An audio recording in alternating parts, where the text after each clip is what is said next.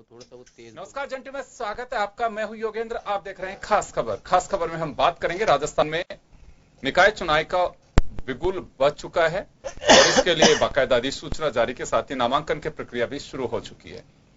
और बात केवल नामांकन प्रक्रिया तक ही नहीं ठहरती है, राजनीतिक दलों की सबसे बड़ी मशक्कत इसी दौर में होती है आखिर टिकट किसको दिया जाए। हर कोई अपना बोर्ड तो बनाना चाहता है, लेकिन वो चेहरे होंगे कौन, ये मशक्कत सभी ओर से है। चाहे बीजेपी हो, चाहे कांग्रेस हो, चाहे सीपीएम हो, या फिर बीएसपी हो, या फिर निर्दलीय हो। किसी ने तय कर रखा है मुझे किसी दल से चुनाव नहीं लड़ना, तो मुझे खुद को लड़ना है, तो वो भी अपनी तैयारी करते हैं। जैसे सुशील शर्मा साहब अक्सर नारा लगाते हैं कि सभी दलों में दलदल है, सुशील शर्मा निर्दल है, कहते हैं आप ऐसा। तो इस तरह की भी चीजें होती हैं और ये तैयारी सभी की है।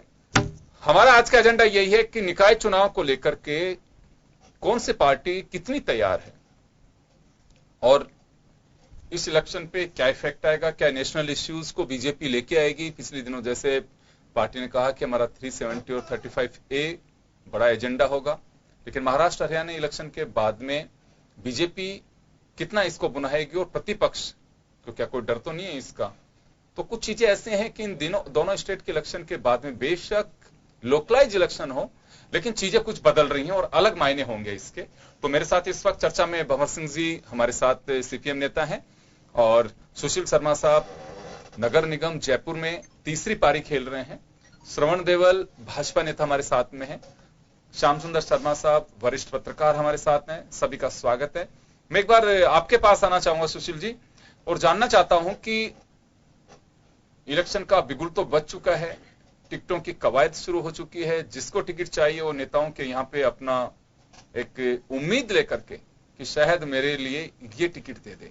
आपको ध्यान होगा कि डरता क्या नहीं करता। कई बार ये कहा जाता है कि मैं मंदिर नहीं जाता, मैं तो नास्तिक हूं, लेकिन जब लगता है कि तेरा दुख तो इसी से कट सकता है तो कि चलो मंदिर के देवरे को भी ढोक लेते हैं। ठीक बात। इस तरह की स्थितियां अभी राजनीतिक दलों में दिखाई दे रही हैं। लेकिन आपने निर्दलीय चुनाव लड़े हैं, आपने टिकट नहीं मांगा कभी? नहीं, जिस पार्टी से मैं बिलोंग करता था उससे मांगा था, लेकिन टिकटों का अपना अपना अपना तरीका होता है। हाँ। मेरा अनुभव रहा है कि टिकट के अलग ही मापदंड होते हैं। किस ढंग से टिकट बांटे जाते हैं कि नेताओं के कितने नजदीक हैं, धनबल का भी उसमें प्रयोग होता है। कुछ कुछ पार्टियां ये भी देखती है कार्यकर्ता कितना निष्ठावान है और कितना समर्पित है पार्टी के लिए, और ऐसे भी टिकटें बढ़ती है। कुछ टिकटें हाई ऊपर से भी आती है और ये ऐसे करके सारे समीकरण बनते बिगड़ते रहते हैं। फाइनलाइज होता है जब तक बहुत सारे समीकरण बनते हैं, बहुत सारे बिगड़ते रहते हैं। चाहे वो निकाय का चुनाव हो, एमएलए का चुनाव हो, एमपी का चुनाव हो, मांगने वाले बहुत होते हैं। दोनों ही पार्टियों में घमासान जारी है। मैं देख के आया हूं, दोनों पार्टियों में आगे भीड़ लग रही है, कार्यकर्ताओं की गाड़ियां खड़ी है। सब अपना कोई जनबल से लेके आता है, कोई भीड़ लेके आता है, कोई अप्रोच लेके आता है। तो दोनों पार्टियां के अंदर मशक्कत ज्यादा है, क्योंकि राजस्थान के अंदर इन दो का ही बोलबाला है। और निर्दलीय को तो किसी के आगे हाथ जोड़ने की जरूरत ही नहीं है, उसको तो लड़ना ही है। उसका तो जनता ही माई बाप होती है और वो जनता के बीच ही रहता है, तो इसलिए उसको टिकट की आवश्यकता नहीं। और अब की बार जैसे समीकरण तय हो रहे हैं तो निश्चित रूप से छोटे वार्ड हुए हैं और निर्दलीय बहुत सारे जीत के आएंगे, ये मेरी उम्मीद है। सभी जगह स्थितियां हैं, सारी जगह स्थिति, सारे पूरे राजस्थान की तो मैं क्या कहूं, लेकिन जयपुर में तो है। लेकिन अभी 6 महीने बाकी मैं भंवर सिंह जी आपके पास आना चाहूंगा। आपका राजनीतिक एक्सपीरियंस क्या कहता है? निकाय चुनाव कहने में लगता है, लेकिन ये शहरी सरकार की एक कड़ी है। इसको इसी तरह से कहा जाता है। संविधान में संशोधन करके इसे रेगुलराइज किया गया है कि चुनाव होने ही है। पहले मोनोपोली थी सरकारों की, चुनाव हुए तो ये, नहीं हुए तो कोई बात नहीं है। लेकिन अब संवैधानिक दायरे में इसे लाया गया है और बाकायदा अमेंडमेंट के बाद में चुनाव कराना जरूरी है, पंचायती राज हो चाहे निकाय हो।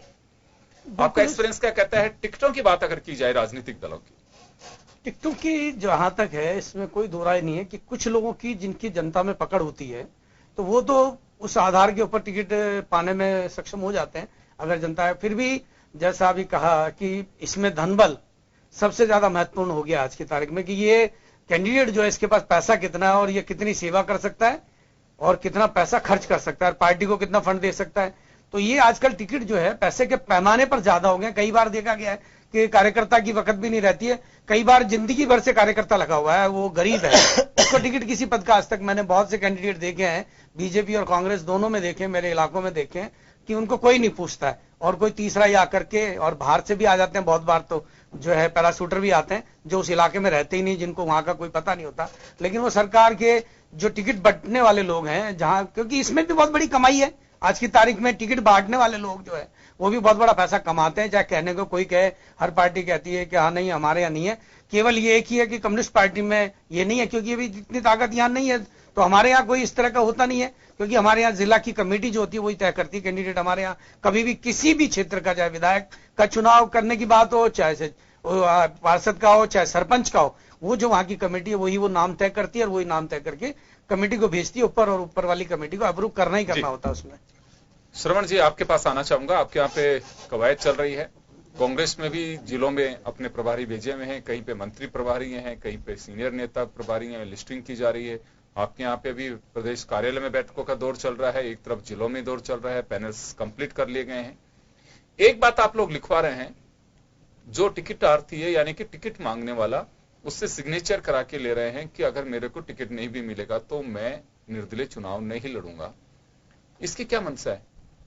देखिए, ये आप जो कह रहे हैं, कहा किसने लिखा है मुझे जानकारी नहीं। कहा, हमसे कहा, ये तो एडमिट किया है कि कुछ लोगों ने कि अखबारों में हमसे साइन भी नहीं कहा भी है, इसमें कहीं बात नहीं है, ऑफ द रिकॉर्ड कहा है, कुछ लोगों ने हमसे आकर के कहा है। लेकिन फिर भी जिस तरीके से चुनाव का एक तरीका होता है, चुनाव निकाय के चुनाव है, वहां से जिस कार्यकर्ता को, जो पार्टी कार्यकर्ता को अलग अलग काम देती है, किसी को काम देती है काम नहीं, को वो आपके पास किसी को आऊंगा। चुनाव मेरा तो जीतने के लिए। सर सुनिए, सवाल आप सुनिए, मजा आएगा आपको भी और जवाब देने में मजा आएगा। क्यों दाएं बाएं जाने से दर्शक ये सोचते हैं कि मामला अधूरा है और नेताजी भटक रहे हैं। मेरा सिंपल सा सवाल है कि इसका लॉजिक क्या है, वो जानना चाह रहा हूं मैं तो, कि सिग्नेचर करा रहे हैं, मैं आपका टिकट आती हूं, मैंने टिकट मांगा है, सुशील जी ने टिकट मांगा है, पैनल सेट करने वाले जो लोग गए हैं, टिकट मांग रहे हैं हम, इस पर भी आप एक प्रोफार्मा है जिसपे साइन करिए कि अगर मेरे को टिकट मिले चाहे नहीं मिले, मेरी आस्था, मेरी सद्भावना, मेरा काम पार्टी के प्रति समर्पित होगा, मैं चुनाव नहीं लड़ूंगा अगर मेरे को टिकट नहीं मिला। ये 4 लाइन का एक प्रोफार्मा है, आपको मालूम होगा, पक्का होगा मालूम, क्योंकि आप प्रवक्ता है, निश्चित रूप से पता होगा, नहीं है तो आप पता कर लीजिएगा। हमें आधा दर्जन जगह से हमने इसे वेरीफाई किया है, क्योंकि 2 लोगों ने आकर के हमें कहा था कि ऐसा है, हमने इसको क्रॉस वेरीफाई किया। नॉट ओनली जो टिकट मांगने वाले हैं, वो आपकी पार्टी के प्रवक्ता से भी 2 लोगों से हमारी बात हुई जिन्होंने इस पे ठप्पा लगाया। देखिए, पार्टी ने अगर कोई ऐसा नियम बनाया है तो उसके लिए जरूरी भी है कि कार्यकर्ता अगर ऐसा नहीं तो ऐसा हो, ऐसा विवाद आगे जाके बढ़े, इससे पहले अगर ऐसी व्यवस्थाओं को ठीक कर लेते हैं तो इसमें कोई बुराई जैसी चीज नहीं है। बिल्कुल, कार्यकर्ता जो है उस बात से बिल्कुल सर्टिफिकेशन ले कि नहीं, अगर मुझे नहीं मिलता है या मैं किसी भी तरीके से कहीं फिट नहीं होता हूं। कई बार पार्टी जीतने वाला कैंडिडेट देखती है, कार्यकर्ता अच्छा रह जाता है लेकिन जीतने वाला कैंडिडेट जीत जाता है। इस चक्कर में फिर सामने वाली पार्टी ने किस रणनीति से टिकट दिया है, इसमें भी तय करना पड़ता है। तो उसका नाम कट जाता है तो नाराज नहीं हो, उसको संतुष्टि रहे, और इस बात की संतुष्टि रहे कि मैं पार्टी के लिए निष्ठावान कार्यकर्ता हूं और निष्ठा से काम कर रहा हूं। तो ऐसे लोग जो निष्ठा से काम करते हैं और जो निष्ठावान कार्यकर्ता है, वो न तो पार्टी के खिलाफ जाते हैं, न ऐसे लोग जो चुनाव जीतने के लिए, टिकट लेने के लिए ही, पार्टी का नाम और पार्टी का सिंबल लेने के लिए ही आते हैं, वैसे ही लोग ऐसी प्रक्रिया करते हैं। बहुत कम लोग ऐसे होते हैं जो पार्टियों को तोड़ के, पार्टियों से निकल के फिर जाके चुनाव लड़ लेते हैं।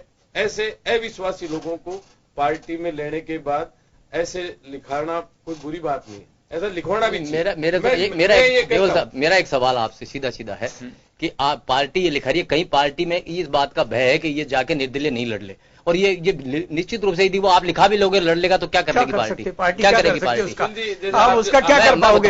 ये आपके जीते हुए लोग आए हैं, ऐसा संवैधानिक बात देता है नहीं कि आप चुनाव तो इसका मतलब कहीं ना कहीं पार्टी इस बात के लिए घबरा रही है कि कहीं हमारे ये जो टिकट नहीं देंगे। घबराहट कैसे मान रहे हो? पार्टी का अपना एक एजेंडा भी नहीं, पार्टी ने तय कर लिया ऐसा लिखेंगे, अपन लिखा के, वो लड़ लेगा जब क्या करोगे आप? वो जीतने के बाद चला जाएगा। दल बदल विधेयक इस पे तो लागू है नहीं, नगर निगम नगर पालिका पर तो वो जीतने के बाद चला जाएगा। इसका आगे तक गए हैं पार्टी का, वो पार्टी का है, बड़े नेताओं ने तय किया होगा निश्चित रूप से। देवल साहब, मैं इस बात को मानता हूं, बड़ी पार्टियों ने तय किया होगा, लेकिन इसका कुछ तुक नहीं है। ये यदि ये किया है तो मेरे हिसाब से ठीक है, पार्टी ने अपना कोई बनाया होगा, ये ठेस लगती है। नहीं, पार्टी मुझे पता, आपके हिसाब से मेरे हिसाब से चलती नहीं है पार्टी। पार्टी तो वो चलाने वाले लोग अलग हैं, पार्टी के हिसाब से ही चलती है पार्टियां। चलो एक बात का जवाब दे दो, टिकटें बिकेगी नहीं क्या? अब ये आपने कभी बेची हो, आपको अरे हम तो पार्टी के लिए बेचने का काम ही नहीं, मैं तो सीधे सा सवाल कर रहा हूँ। हो सकता है आप 5 सदी बेचने के लिए। अरे भाई क्या बिकी नहीं, क्या टिकट है मेरे सामने? पिछली बार जब आपने टिकट दी, जिसको मैं बड़े अजीब, हाँ बिल्कुल है, मेरे सामने जो टिकट दी वो इस जयपुर शहर का करोड़पति व्यक्ति था।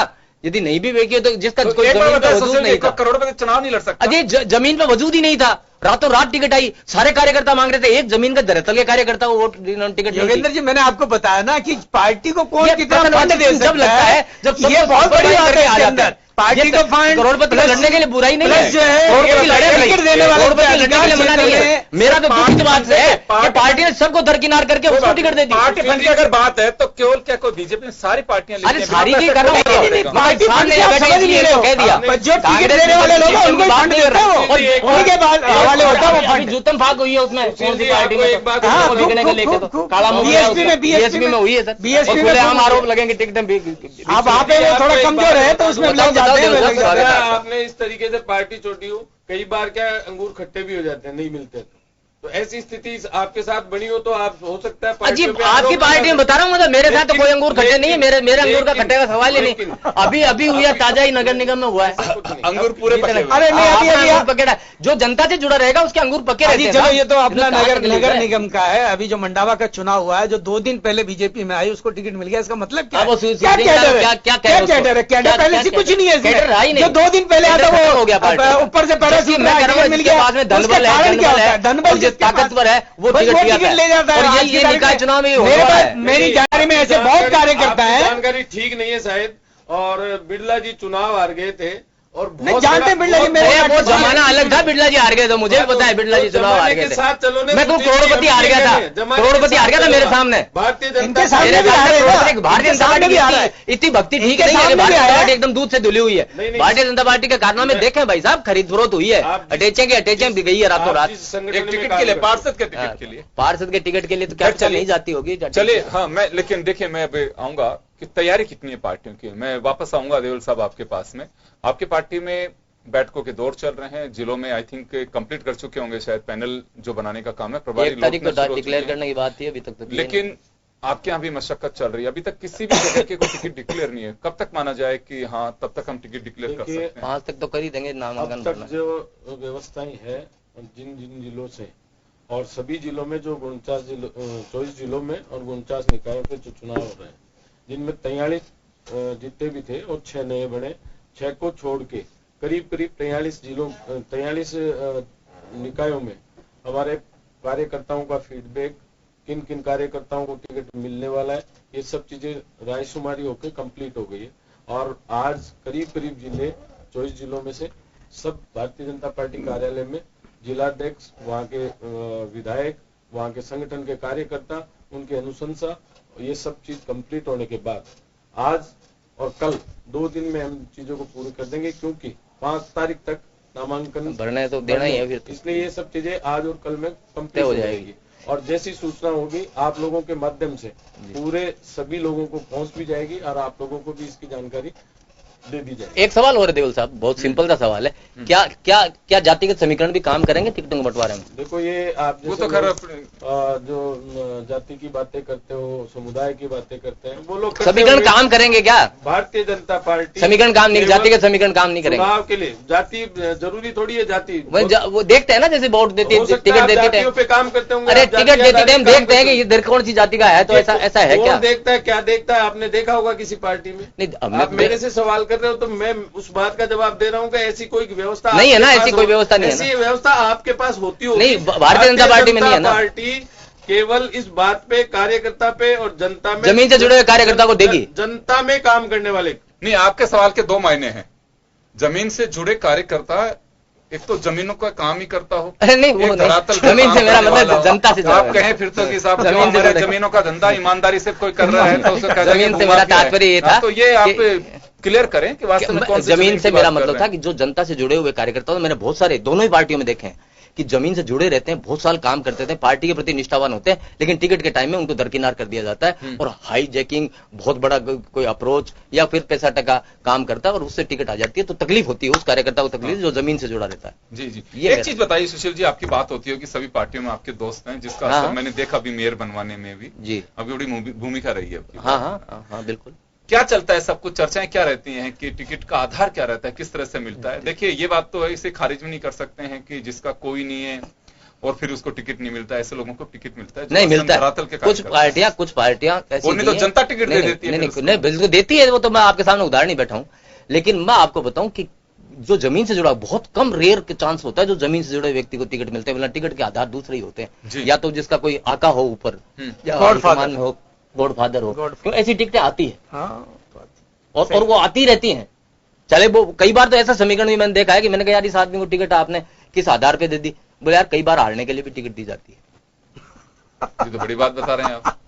फिर जिताएंगे किसको? नहीं जिता के तो, अरे साहब बात ही नहीं समझेंगे। जिताने का तो मैं देवल साहब कहेंगे तो थोड़े उबल जाएंगे। ये वही राष्ट्रवाद, वही 370, वही वो क्या कौन सी वो कश्मीर में 53 वो लिया लालू के, वो एक्चुअल में क्या है कि सारा का सारा राष्ट्रवाद से जोड़ रहे हैं। उस दिन हुई था ना, आपने बताया था, मतलब वो मुद्दे लोकल लेवल पे नहीं होंगे, गली मोहल्ले पर चुनाव भी लड़े जाएंगे तो उसी पर आधार पे लड़े जाएंगे। बीजेपी तो अपना एजेंडा क्लियर कर चुकी है। हाँ वो तो कर ही चुकी है ना, राष्ट्रवाद पे लड़ते हैं। नहीं इसमें बुराई भी नहीं, कोई बुराई नहीं, राष्ट्रवाद।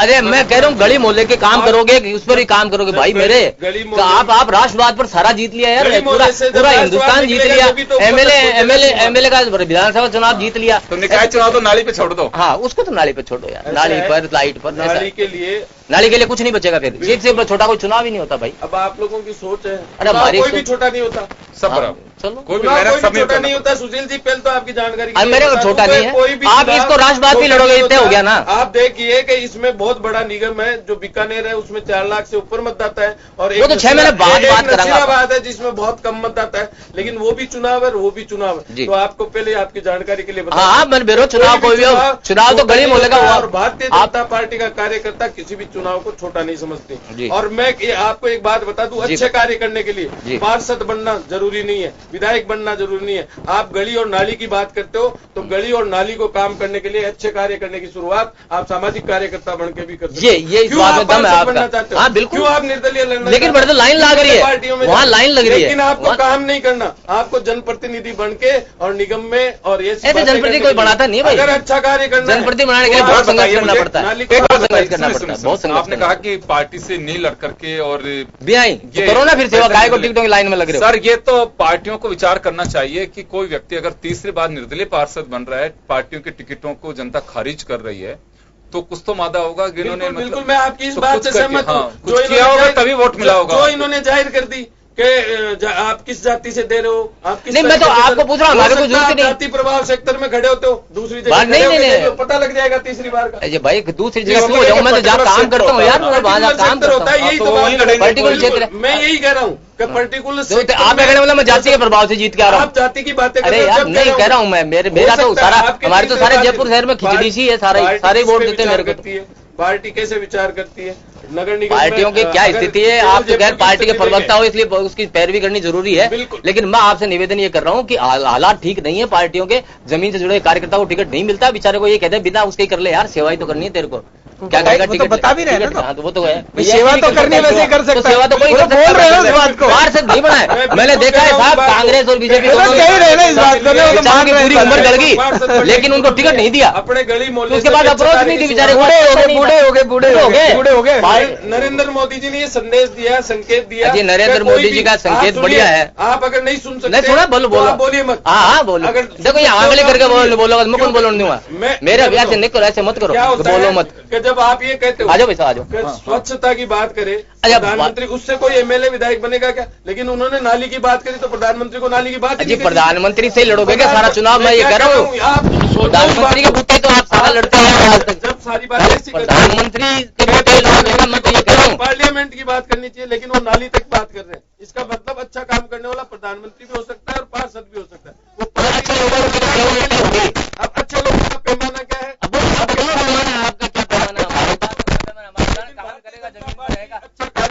अच्छा पैमाना, अच्छा कार्य करता है भारतीय जनता पार्टी, सारे कार्यकर्ता अच्छे हैं भारतीय जनता पार्टी में,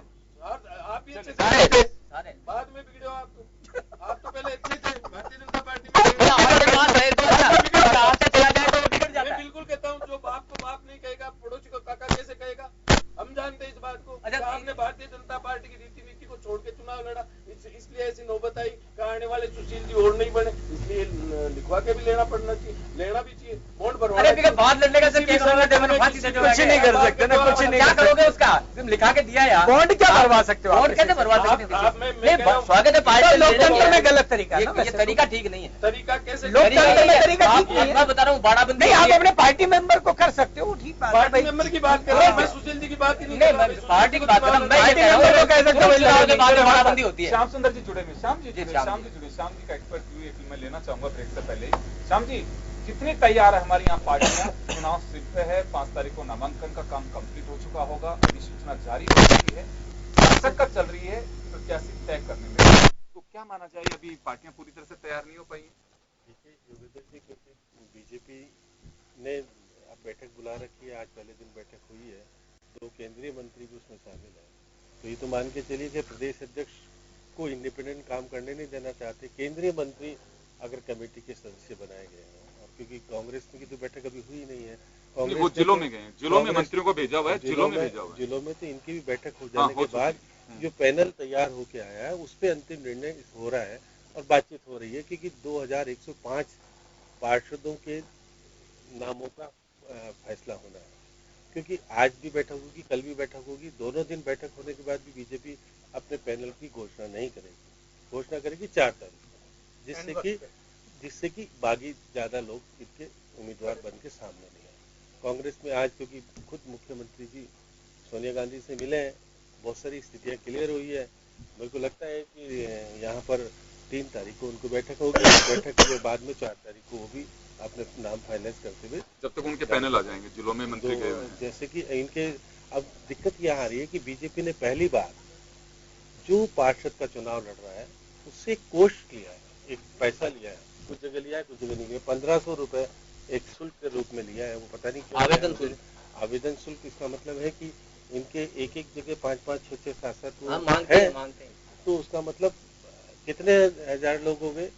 2105 से अगर 5 गुना कर ले अपन 10,000 लोग हो गए, तो 1500 रुपए के हिसाब लगा, तो कितना इन्होंने किस प्रकार से क्यों इकट्ठा किया मुझे नहीं पता है, क्योंकि इनकी पार्टी का आंदोलनी मामला हो सकता है कि ये स्थिति हो गई कि जब वसुंधरा जी इनका नेतृत्व नहीं कर रही है, सक्रिय सहयोग नहीं कर रही, तो पैसे की दिक्कत आएगी।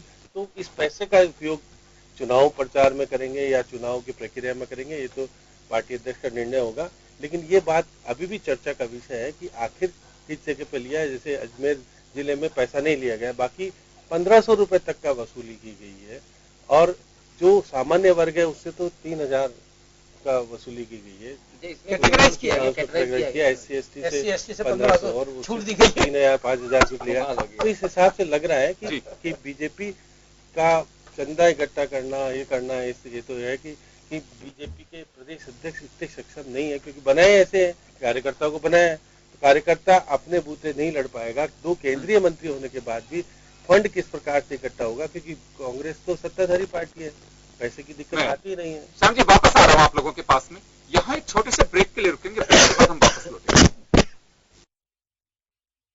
सड़क से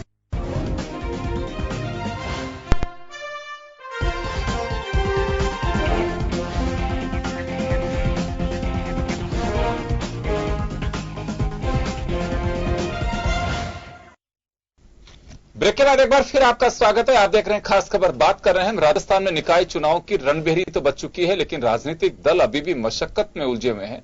5 तारीख को नामांकन का आखिरी दिन है, लेकिन प्रमुख पार्टी भाजपा और कांग्रेस ने अभी तक अपने पत्ते नहीं खोले हैं, मशक्कत जारी है। चुनाव सारे राजनीतिक दल अपने अपने प्रभाव क्षेत्र में लड़ाएंगे। अब यहां बात आती है कि इन चुनाव में क्या मुद्दे चलते हैं या फिर लोकल कैंडिडेट कैसा है, आपके वहां पे काम कराने की क्षमता है कि नहीं है। कहा तो यह जाता है कि काफी लोकल चुनाव है, इस वजह से मतदाता उसी तरह से मतदान करता है, लेकिन जब जीत जाते हैं तो कहते हैं कि हमारे एजेंडे प्रभावी रहे, इस वजह से हम जीत गए हैं। ये जो मैं बात कह रहा हूं, जब काउंटिंग होगी उस दिन, यानी कि 19 नवंबर को काउंटिंग होगी, तब राजनीतिक दलों की ओर से बयान इसी तरह के आएंगे। मैं भंवर सिंह जी के पास में एक बार जाना चाहूंगा। भंवर सिंह जी, इन इलेक्शन में कुछ इश्यूज यानी कि मुद्दे कुछ कारगर हो पाते हैं? अब पब्लिक अपने विवेक से, विवेक तो खैर जैसे भी जिस स्थिति मिलेगी उसी में करती है, तो मुद्दों का प्रभाव रहेगा या कैंडिडेट का रहता है कि किस तरह की स्थितियां होती हैं? तो भारतीय जनता पार्टी ने जैसे कहा है, वो उनकी सरकार 5 साल थी, अब वो कहते हैं हम ये कर देंगे वो कर देंगे, तो उनका चलता नहीं है। उनका एक राष्ट्रवाद का एजेंडा वो पूरे देश में भी चलाने की कोशिश कर रहे हैं, जिसकी हवा 2 राज्यों ने निकाल भी दी है और काफी डिफेंसिव अब सरकार इनको होना पड़ रहा है, क्योंकि लोगों को जैसे भारतीय क्षेत्र में देखेंगे अपन देश के पैमाने तो वहां रोजगार चाहिए, वहां धंधा चलना चाहिए, आज जो है आम आदमी को सुरक्षा चाहिए, वो सब चीजें नेशनल लेवल पर और राज्य के स्तर पर। ये एक बहुत छोटा चुनाव है, ये एक क्षेत्र के विकास के रूप में होता है, जहां मुख्य समस्या आम लोगों की होती है कि नाली बननी चाहिए, पानी हमें पीने का मिलना चाहिए। मैं जयपुर की कह दूं आपको, आज जयपुर की अगर सबसे बड़ी कोई समस्या है पूरे शहर की ले लो चाहे आउटर इलाके की लो, तो वहां पानी बहुत बड़ी समस्या। फिर सीवर लाइन क्षेत्रों में नहीं है, नालियां नहीं है, नालियां नहीं होने से पानी बरसात में बहुत कॉलोनी में भर जाता है, सिस्टम परफेक्ट नहीं है, बिल्कुल ड्रेनेज जो है वो पूरा है नहीं प्रॉपर रूप से। तो ये मुख्य समस्या होती है इस चुनाव के लिए। ये चुनाव में स्थानीय व्यक्ति होना चाहिए जिसको इस बारे में नॉलेज होना चाहिए, जो आम आदमी के वहां बीच में रहता हो क्षेत्र में। ये क्यों होता है, जैसे सरपंच गांव का क्यों वही कि वो वहीं रहता है, आम आदमी के अप्रोच में हो, ऐसे पार्षद जो है वो भी वहीं का क्षेत्र का होना चाहिए निवासी। लेकिन आजकल हम इसमें भी देख रहे हैं कि पैसे का धनबल हो गया हर जगह पर। आप देखिए केंद्रीय मंत्री तक आकर के पार्षद के चुनाव में शामिल हो रहे हैं, पार्टी के कार्यकर्ता नहीं कमेटी में लिया इसका नहीं, कमेटी में लेने का मतलब क्या, केंद्र सरकार कोई इतना बड़ा चुनाव है कि जिसको आप बहुत बड़ी केंद्रीय मंत्री आके पर्यवेक्षक के रूप में देखेंगे। स्टेट वाले बहुत होते ये जिले के लोगों का काम है, जिला कमेटी के बाद में फिर वो राज्य सांसद है, राजस्थान के सांसद मान लिए, लेकिन ये कोई राष्ट्रीय चुनाव नहीं हो रहा ना। इसीलिए अभी स्थिति मतलब बीजेपी की घबरा, राजस्थान में अभी क्या भारतीय जनता पार्टी बहुत ज्यादा घबरा गई है खुद भी। ये जो हरियाणा में जो इनकी हवा निकली है ना, जिस हिसाब से इनका वोट परसेंटेज 30% गिर गया देश के अंदर, ये राष्ट्रवाद के नाम की वजह से 30% का वोट बैंक गिरा इनका, ये हालत इनकी हुई है। वोटर ने वोट नहीं दिया है, वोट का परसेंटेज जो होना था वोटिंग का वो कम हुआ और उसके बाद इनका वोट परसेंटेज गिरा है। आप तो ये मुद्दे ज्यादा लंबे समय नहीं चले, हमारे मुद्दे तो स्थानीय होते हैं, हमारा तो लड़ रहे हैं ना, हमारे तो लड़ते हैं ना प्रभाव वाले क्षेत्र, जहां जहां हमारे प्रभाव क्षेत्र है, जैसे सीकर है, बीकानेर में सीकर है, बीकानेर है, डूंगरपुर है, उदयपुर है, तो वहां क्षेत्र में लड़ रहे हैं हम। तो वो हमारे मुद्दे तो स्थानीय रहते हैं, हमारे जो पार्षद के मुद्दे हैं वो क्षेत्र के विकास के मुद्दे होते हैं। हमारे यहाँ कोई राष्ट्रीय मुद्दा है नहीं, आम आदमी की समस्या है, जो क्षेत्र की समस्या है, पानी, बिजली, नाली, सड़क, यही मुद्दे हैं। इसमें और कुछ कर भी क्या सकता है, एक पार्षद के पास कोई राष्ट्रीय मुद्दा तो हल करने का नहीं, रोजगार दिला देगा, बीजेपी के वो इनके पास ही है राष्ट्रवाद। कोई बात नहीं, ये अपना अपना एजेंडा। हाँ जी श्रवण, आपके पास आना चाहूंगा मैं। आप लोगों के नेताओं ने कहा है कि हम राष्ट्रवाद पे चुनाव लड़ेंगे, और जैसे अभी आपके साथी बैठे हुए हैं वो कह रहे हैं कि ये बहुत ही लोकलाइज चुनाव है, राष्ट्रवाद का मुद्दा खैर अपना एजेंडा है, बीजेपी को कोई बांध नहीं सकता, बीजेपी का अपना एजेंडा है। क्या मानना है कि मोदी साहब, क्योंकि सरकार आपकी हाल ही में थी, वसुंधरा जी का नाम लेंगे केवल मोदी साहब के नाम पे ही वोट मांगेंगे, यानी कि सरकार पूर्ववर्ती आपकी जो रही है उसके काम काज उसको लेकर के जिक्र करेंगे, या फिर केवल मोदी साहब पे वोट मांगे जाएंगे? देखिए, पहले तो मैं ये बताऊं कि जिस तरीके से ये कह रहे हैं कि मंत्री उसमें नहीं होने चाहिए, ये नहीं, ये पार्टी का स्वयं का आंतरिक मामला है, राइट, आंतरिक मामला है। ठीक, और हम किस तरीके से रणनीति बनाते हैं, किस तरीके से चुनाव अभी से खोल देंगे और तो फिर मैं इनकी दिक्कत जानकारी होगी। के लिए पहले भी कह चुका, अब भी कह चुका, भारतीय जनता पार्टी किसी भी चुनाव को छोटा चुनाव नहीं मानती, उसको बहुत सिस्टम से और चुनाव जीतने के लिए और जनता का काम करने के लिए चुनाव जीता जाता है।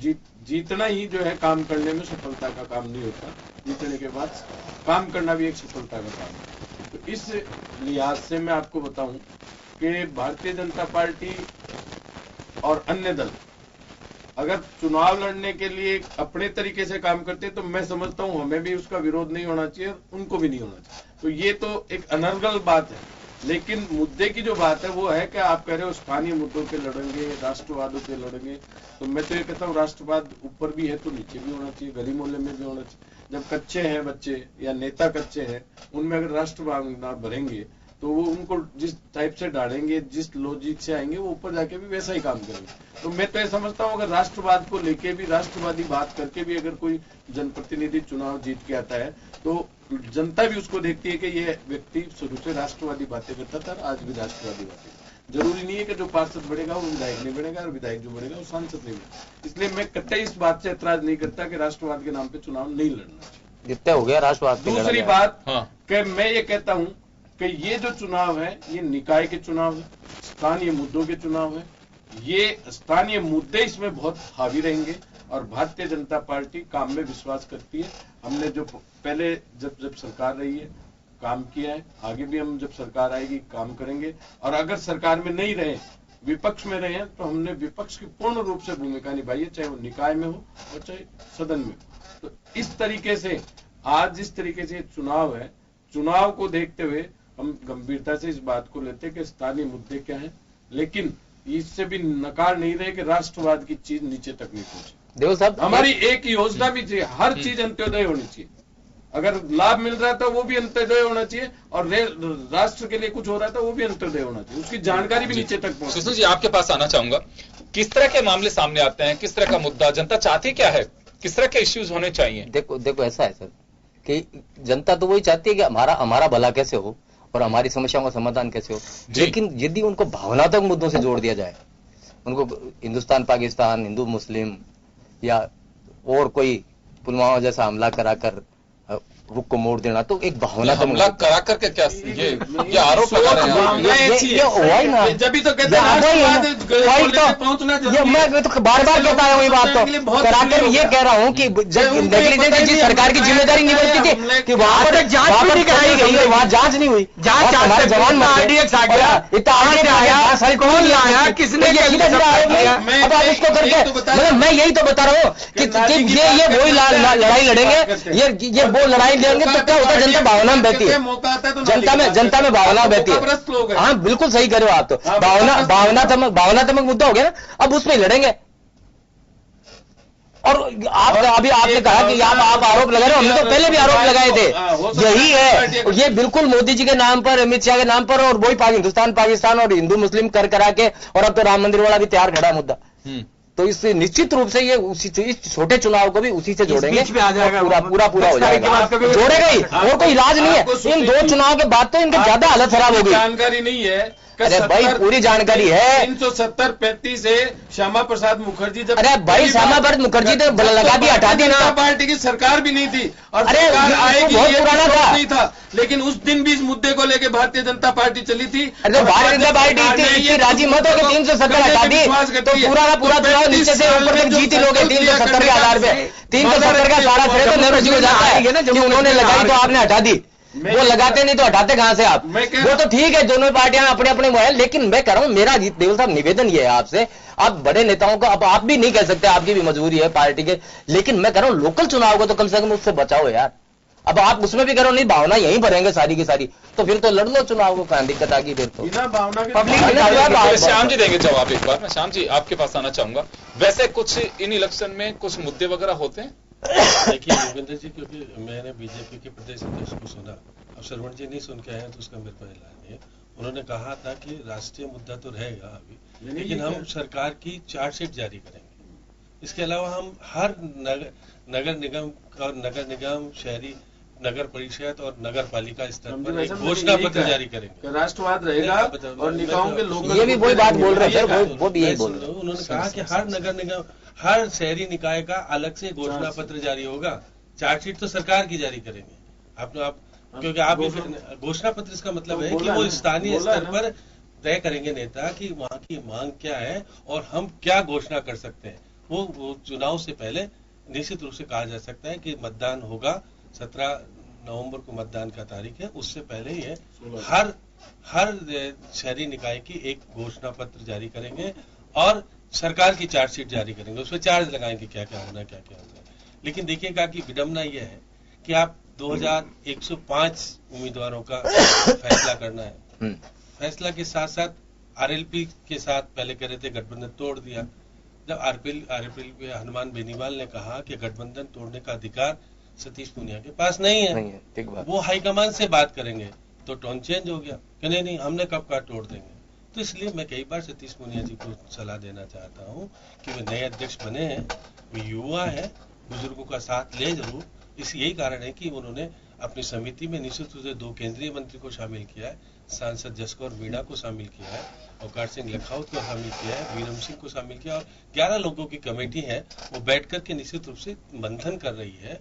और पहला दिन मंथन का हुआ है तो बाहर आप देखिएगा समर्थकों का हजूम है, उमड़ा हुआ था और कह रहे थे कि हमको टिकट चाहिए, और उनके विधायक साथ में जो हुए हैं और पूर्व विधायक भी शामिल थे कि उनको टिकट दिलाने के लिए हो रहे हैं। मेरा कहने का मतलब है कि आप देखिएगा कि स्थिति कांग्रेस की भी अलग तरह की होगी। कांग्रेस ने भी अपने मंत्रियों को भेजा हुआ है और पैनल कहा जा सकता है कि क्योंकि इनका विवाद मुख्यमंत्री और उप मुख्यमंत्री प्रदेश अध्यक्ष के बीच में जो विवाद था, आज हो सकता है कि सोनिया गांधी से मिलने के बाद वो समाप्त हुआ होगा और आने वाले टाइम में शीघ्र ही वो मुख्यमंत्री जी के साथ बैठ करके कांग्रेस कार्यालय में नामों की घोषणा हो जाएगी। लेकिन मेरा कहने का मतलब है कि राजस्थान में इस चुनाव में एक दिशा तो तय होगी और बीजेपी को अब चिंता बढ़ी इसलिए है कि जब परिणाम देखे हरियाणा में और महाराष्ट्र में जिस तरह का परिणाम आए, इस तरह से स्थानीय नेताओं का रुख परिवर्तन आ रहा है कि हम केवल राष्ट्रवाद के नाम पर चुनाव नहीं जीत पाएंगे। जिस प्रकार की स्थितियां बन रही है, इसलिए उन्होंने साफ कहा है कि हम मौजूदा सरकार है, क्योंकि देखिए 21 निकायों में तो भाजपा का शासन है आज भी अभी जो है, और 21 में कांग्रेस का और 3 पर अन्य का है। तो आखिर और बाकी 5 नवगठित हैं जिससे कि चुनाव पहली 6 नवगठित है जिसमें पहली बार चुनाव होना है। तो इस प्रकार से 33 में उसमें इसमें 35 पे नहीं 21 पे बता रहे हैं स्पष्ट रूप से। जो बोर्ड है वो 21 3 है तो और बाकी 45 हो गया ना वो, तो नया हो गया 6 नए पे गुणपति, बाकी पे 5 पे नई 5 ही गठित हुई है। अब क्योंकि चुनाव महत्वपूर्ण इसलिए है कि 3 शहर है, उदयपुर, भरतपुर और बीकानेर, 3 नगर निगम है और करीब 15 नगर परिषद है, बड़ी परिषद है। और उसके हिसाब से अगर ये सब कुछ हो रहा है और अगर भाजपा नवगठित प्रदेशाध्यक्ष सतीश जी के नेतृत्व में पहला चुनाव तो उपचुनाव हुआ जिसमें आरएलपी जीती और एक में हार गए, तो पहले चुनाव पे धक्का लगा। अब दूसरा गुणपंचायत शहरी निकाय के चुनाव होने और ये दिशा तय करेगा कि आप भाजपा की जो शहरी पार्टी कहलाती थी, जो गांव में भी चली गई है, अब शहरी में बरकरार है या नहीं है। सत्ताधारी पार्टी कांग्रेस निश्चित रूप से साधनों का सदुपयोग करेगी, शासन का सदुपयोग करते हुए वो निश्चित रूप से कोशिश करेगी कि अधिक से अधिक पार्षद जीत के आए या निर्दलीय जीत के आए, तो वो अपने बोर्ड को बनाने में कामयाब हो। शायद एक शंका दूर कर दो, वो एक बड़ी नेता इनकी बड़ी लीडर है जो सत्ता पे रहती है तब तो इनकी यहाँ रहती है, उसके बाद वो नजर नहीं आती। क्या उनका कोई रोल रहेगा क्या? सुशील जी राष्ट्रीय नेतृत्व ने साफ कहा है कि अब उनका राजस्थान से कोई लेना देना जिस तरह की स्थितियां पहले होती थी, क्योंकि उपचुनाव देखने के बाद लग रहा है कि शहरी निकाय के चुनाव में उनका नहीं, आप जनता में चर्चा है। वसुंधरा जी कहाँ है? वसुंधरा जी तो जयपुर में आज तो नहीं, आप मेरी बात जयपुर में है नहीं, मेरी बात वो वहां पर, क्योंकि अब जब 11 सदस्यों की कमेटी बनाई है, उस कमेटी में उनको नहीं शामिल किया तो कहाँ से आएंगे? मतलब वो है कि वो क्योंकि राष्ट्रीय स्तर की नेता हो गई हैं, क्योंकि ओम प्रकाश माथुर को शामिल नहीं किया है, ना बंसल को शामिल किया, तो इसलिए राष्ट्रीय उपाध्यक्ष होने के नाते वो प्रदेश की राजनीति से अब बाहर हो गई है। ठीक बात। अब उसका परिणाम क्योंकि उपचुनाव में देखा इन्होंने, अब शहरी निकाय के चुनाव में भी यदि वो अपने लोगों को सक्रिय कर देंगी और वो उनके लोगों को कितना टिकट मिलेगा या नहीं मिलेगा, क्योंकि वो निश्चित रूप से वो 10 साल तक मुख्यमंत्री रही हैं, तो उनका निश्चित प्रभाव तो है, आप ही सुशील जी जानते हैं। तो इसलिए मैं कह सकता हूं कि बीजेपी भी दमखम के साथ चुनाव लड़ेगी और सत्ताधारी पार्टी कोशिश करेगी कि जिस प्रकार से हमने उपचुनाव में अपना वर्चस्व बढ़ाया है और शहरी निकाय में बढ़ाते हुए फिर पंचायतों के चुनाव आएंगे, फिर उसके बाद सेकंड खेप में बाकी शहरी निकाय के चुनाव आएंगे। तो ये चुनाव का खेल, और देखिए कि जो निर्णय सरकार ने किया था वो आज भी कायम है, निर्णय नहीं बदला है। कि देखिए विशेष परिस्थिति में वर्बली ये बात कह दी गई है कि जो चुने पार्षद, लेकिन एक्ट में बदलाव नहीं। देखिए पार्षद तो चुनाव लड़ ही सकते हैं, उन्होंने कहा विशेष परिस्थिति में हम उसका उपयोग करेंगे। तो ये अब उनको बाद में समझ में आ गई, सचिन पायलट को भी, कि कोई दिक्कत नहीं है कि पार्षद का तो लड़ने की दिक्कत नहीं, अधिकार तो सचिन पायलट को है कि पार्षद में तो चुनाव कराए, वो उम्मीदवार पार्षद को बनाए, कौन मना करता है? अगर आपकी पार्टी में अगर नहीं है और ओबीसी नहीं जीत के आए तो आपकी मजबूरी में वो गुल काम में आएगा उनका, क्योंकि 2 जगह वो स्थिति को निपट चुके हैं। पहले 2 जगह हुआ, इटावा और एक जगह और, जहां पर की पार्टी का उम्मीदवार ही नहीं मिला। तो ऐसी स्थिति में वहां पर पार्टी को निर्दलीय पार्षद को अपना बनाना पड़ा। यहाँ पे भी आपको बनाया था, आपको पता है, कांग्रेस ने पहले जो चुनाव लाहौटी के सामने चुनाव लड़ा बाकायदा, लाहौटी जी को निर्दलीय को भी कभी मिलता है, टूल बना के होने के नाते ये कमेटी के चेयरमैन है, अगर निर्दलीय नहीं होते तो कमेटी के चेयरमैन नहीं होते। तो इसलिए मैं कह रहा हूँ कि मैं निश्चित रूप से भाजपा को अब आरोप तोड़ने का अधिकार तो समान हो जाता है। सुशील जी ने भाजपा के उनको तोड़ दिया, जो कि भाजपा सब। और देखो उसके प्रभारी कौन थे? सतीश पूनिया ही थे, फेल हो गए वो।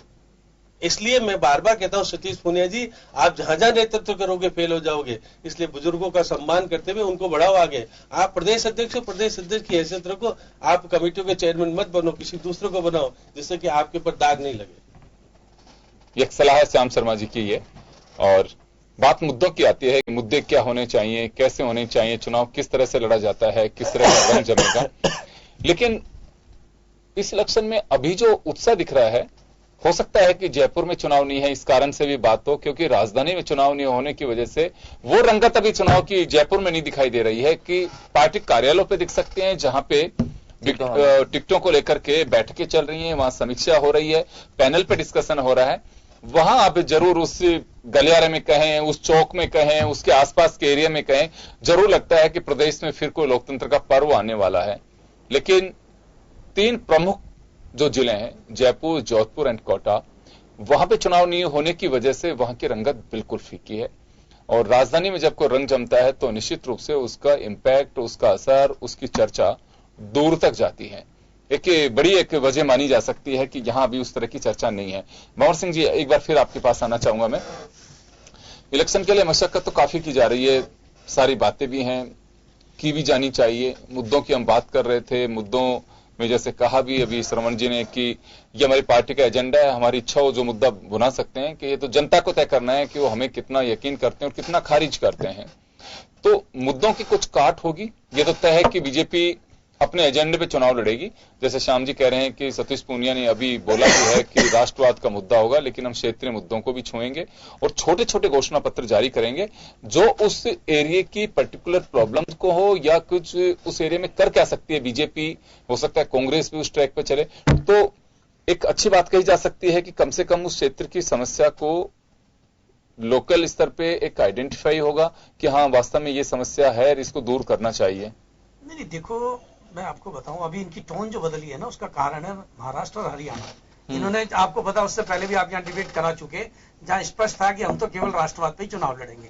तो अब जब 2 जगह इसकी बहुत बुरी इनकी तकलीफ हो गई है, जनता ने इनको आईना दिखा दिया और इनके नेताओं ने भी अब इनको कह दिया है कि ये तीर अब ज्यादा चलने वाला नहीं है, ये मतलब मिसाइल जो आपकी फुस हो रही है अब ये, क्योंकि आम आदमी समझ गए कि कांग्रेस पार्टी का क्या रहेगा, वो ये तो बता दो, आपका क्या मुद्दा रहेगा? नहीं, हमारे मुद्दे तो जनता के रहते हैं हमेशा, हम तो जनता के साथ ही रहते हैं। हमारा तो कोई राष्ट्रीय मुद्दा, हमको तो राष्ट्रवाद पैदा नहीं है। किसान और मजदूर की हक की लड़ाई लड़ने की बात है हमारी। तो और तो क्या है, जो लोकल मुद्दे वही हमारे रहते हैं। सफाई का मुद्दा है हमारा, जो है वहां का स्थानीय जो है पानी की व्यवस्था है, वहां पर बिजली के पोल वगैरह जो लाइटें वगैरह है, वो यही उसका कार्य क्षेत्र है। उसके अलावा उसको अधिकार क्या है? कुछ छोटा पंपलेट मैनिफेस्टो वो तो निकालते हैं, वो क्षेत्र वाइज निकालते रहते हैं, क्योंकि हम बड़े स्तर पर हमारा चुनाव होता नहीं है, इसमें कोई दुराई नहीं। क्योंकि पंचायत में तो बहुत आपके राज्य स्तरीय कोई कमेटी बनाई, कमेटी है ना? बिल्कुल बिल्कुल बिल्कुल बनी है उसमें। और अभी कल भी मीटिंग चल रही थी, 2 दिन से मीटिंग भी चल रही है, और उसमें आज मीटिंग समाप्त हुई है। तो सारा 2 दिन से उस पर कर रहे हैं काम। और यही जनता के मुद्दे को लेके हम तो अगर नहीं जीतते तो भी कौन लड़ रहा है इसमें? ना बीजेपी लड़ते ना कांग्रेस, हम ही लड़ने वाले हैं। कितने पार्षद लड़ाएंगे, कोई निर्णय हुआ है क्या आपके? अभी मैं रिपोर्ट आज आपके पास लाए नहीं, अगली मीटिंग में आऊंगा तो मैं ले आऊंगा कि अभी टिकट जारी हो रहे हैं, अभी टिकट चल रहे हैं। अभी सबसे बड़ी बात ये होगी, अभी चुनाव आयोग ने एक बड़ा ऐसा डिसीजन लिया। वो क्या पूछ रही है कि प्रदेश के महासचिव को किसने चुना है? ये अभी एक इलेक्शन कमीशन जो लगा रहा है, चुनाव करा रहा है। अरे भाई ये क्या बात है, ये कौन सा सवाल है? पहले कभी नहीं पूछा। मैं मीडिया के जरिए भी कहना चाहता हूँ, चुनाव आयोग हमारे यहाँ तो क्या होता है, इलेक्शन होता है।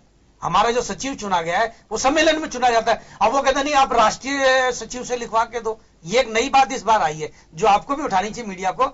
आज कोई भी चुनाव है, जैसे मान लो प्रदेश अध्यक्ष का चुनाव हुआ, तो जहां मनोनीत हो वहां तो ये हो सकता है किसने किया, लेकिन जहां इलेक्टेड हो, जहां सम्मेलन इलेक्ट करता हो, वहां पर इस तरह का सवाल जो है आयोग उठा रहा है। तो ये मेरे को इस बार समझ में नहीं आया कैसे लोग आयोग में आगे किस तरह की बात कर रहे हैं कि कैसे क्या किसके ऊपर, जैसे अमराराम जी के लिए कहा कि इनको किसने चुना, हमने कहा हमारे सम्मेलन में सिंबल पे साइन होंगे ना, मोहर लगती है ना हर एक टिकट पे, टिकट वही दे सकते हैं। वो टिकट जारी जब करेगा तो बोला साहब इनका टिकट नहीं मानेंगे हम तो।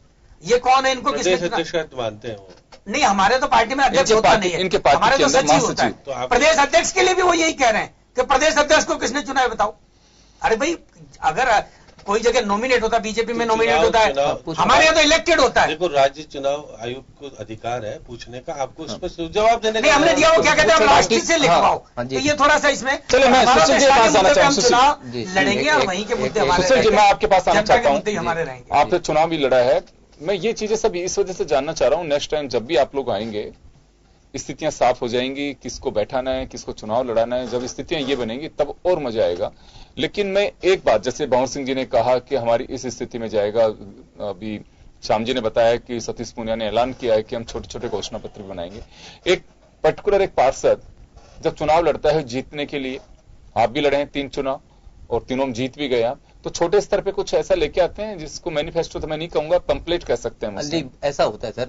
मैं तो मेरा अनुभव बता रहा हूँ, और अब की बार और इसका ज्यादा प्रभाव पड़ने वाला है, क्योंकि अब की बार जब 250 वार्ड हो जाएंगे तो एक बहुत छोटा वार्ड हो जाएगा, बहुत छोटा हो जाएगा, तो 1 to 1 बातचीत होगी। धानी वार्ड, हाँ, 250 वार्ड हो जाएंगे ना, जयपुर से धानी वार्ड हो जाएंगे, मतलब ये छोटे वार्ड हो ना, धानी धानी वाले, ढाणी के वार्ड, छोटे छोटे वार्ड, तो उनमें तो 1 to 1 बात होगी। तो ढाणी में तो आप- 1500 लोग होते हैं, आपके 10,000 लोग होंगे, ये कह रहे हैं। हाँ, गाँव में तो डाणी में तो वो तो और छोटे हजार भी नहीं चुनाव, होते, जितना 500 छोटा होते। चुनाव होता है वो 1 to 1 होता है, और उसके अंदर तो स्थानीय ही काम करता है। उसमें मैं अब की बार आपको बताऊं कि पार्टियों से ज्यादा व्यक्तित्व तो काम करेगा। वहां का व्यक्तित्व कैसा है, व्यक्ति की आपने छवि जिसका, और हाँ, सारी व्यक्ति की छवि वो उतर के आया पार्टी के नाम पर। यदि आप मान लो को हो सकता है कोई कहीं कहीं इसका इफेक्ट हो, लेकिन व्यक्ति काम करेगा इसके अंदर। इस बात को मानना पड़ेगा, दोनों ही पार्टियों को मानना पड़ेगा कि यदि अच्छे व्यक्ति को टिकट नहीं दिया तो वो मुंह की खाएगी पार्टियां, क्योंकि वो लोकल व्यक्ति होना चाहिए वहीं का, और वहां का नहीं होगा। यदि वो कोई हाईटेक आ जाए, ऊपर से आ जाए, पैरासूट से आ जाए, कोई पैसा टका दे के आ जाए, तो वो आपकी चलने वाला नहीं है मामला। पैसा टिकट तो ला सकता है, वो टिकट बैरिंग भेज देगी जनता, क्योंकि यदि वहां का लोकल व्यक्ति नहीं हुआ तो, और काम करने वाला नहीं हुआ तो। क्योंकि अब की बार ज्यादा लंबा नहीं लगा। चुनाव लड़ोगे तो घोषणा कर दो आज। क्या जी? आप निर्दलीय लड़ेंगे, निर्दलीय। मैं तो सब पहले भी कह चुका हूँ और अब भी कह चुका हूँ हाँ। कि पार्टियों की टिकट के अंदर बन जाता है। चलिए, समय कम है, मैं एक बार सरवण के पास में जाना चाहूंगा। सरवण जी, आपके पास आना चाहूंगा मैं एक बार। लास्ट मेरा सवाल आपसे है, फिर एक श्याम जी से होगा। मैनिफेस्टो की बात अभी चल रही है आपके यहाँ पे, मुद्दे हमारे ये होंगे राष्ट्रवाद के साथ में। आरोप यह है कि राष्ट्रवाद के मुद्दे की हवा निकल गई 2 राज्यों में। ये भी आपने भंवर सिंह जी से सुना, सुशील जी से सुना। इस वजह से आप लोगों को भी अपने मेथड में, अपने आइडियोलॉजी में, अपनी रणनीति में बदलाव करना पड़ा है। देखिए, मैं आपको बताऊं कि राजस्थान के विधानसभा चुनाव में 0.5% 1,53,000 वोटों से हमारे थे, लेकिन जब सांसदों के चुनाव है तो 80 लाख वोटों में ज्यादा मिले। तो ये उस टाइम कौन से राष्ट्रवाद चुनाव वाले भी थोड़ा सा क्लियर, मैं बिल्कुल क्लियर कर देता हूँ, ये सब क्लियर कर देता हूँ। तो ये चुनाव जो है परिस्थितियां बदलती वर्तमान जाती हैं। परिस्थितियों में कैसा है, राष्ट्रवाद हमारा है, था, रहेगा। सभी का है राष्ट्रवाद, तो राष्ट्रवाद को कौन खारिज कर रहा है? रही बात यार, निकाय इसके राष्ट्रवाद का ठेका अकेले सुशील क्यों जी, ले लेते हो यार? सारों का ये राष्ट्रवाद हमारे, हम तो देशभक्त नहीं है, आप ही ये देशभक्त हिम्मत हो होनी जाता चाहिए, ये ऐसा हिम्मत नहीं वाला है। करता है। मतलब यहाँ जिसकी आप हिम्मत बिल्कुल होती है, आज कांग्रेस भी रही है राज में, लेकिन हिम्मत नहीं करी 370 हटाने की। ये नरेंद्र मोदी जी ने की है, हिम्मत वाला कर सकता है। हाँ, बिल्कुल। तो नरेंद्र मोदी के नाम पे लड़ोगे क्या? हिम्मत वाला। पार्षद का नरेंद्र चुनाव मोदी भी हमारे यार। नेता है, उनके नाम पे अरे, हम क्या नहीं पार्षद का करेंगे? चुनाव भी नरेंद्र मोदी हमारे आइडियल हैं, हम उनके नाम पे चुनाव यार, लड़ेंगे, क्या इससे दिक्कत है?